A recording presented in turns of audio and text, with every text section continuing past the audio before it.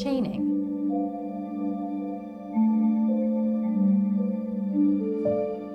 Learning does not occur all at once.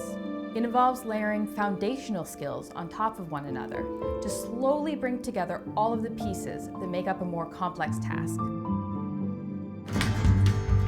Consider what is required to fold laundry.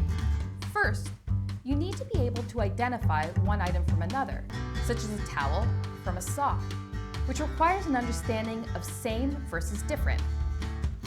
Sorting like objects requires an understanding of how characteristics, such as color and shape, can change how an item should be categorized.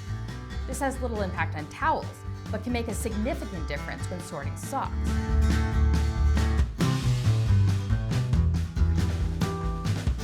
Identifying these characteristics also involves an ability to recognize and label items, for example, as blue or square, and this is only the first step.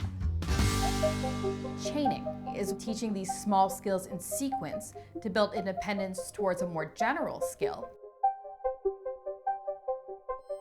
Chaining is supported by shaping, which is reinforcing or providing a reward each time a skill is attempted in closer approximations of the goal until independence is achieved.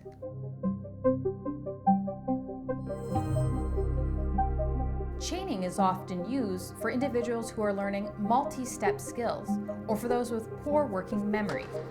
Working memory is where short-term instructions or information is stored in our brain for quick recall. A good example of working memory in action is when you are doing mental math, that is math without writing anything down.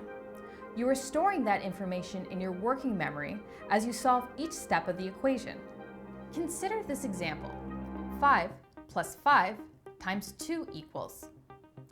This information is stored in your working memory while you complete the first part of the equation. 5 plus 5 equals 10. Now 10 is stored in your working memory while you retrieve the second part of the equation. 10 times 2 equals.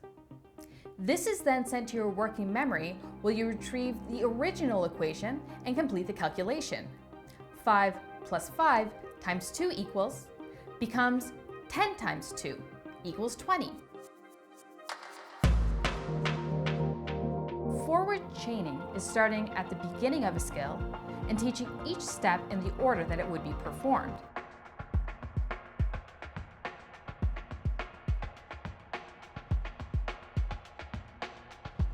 While the first step is being taught, all of the other steps are completed with support.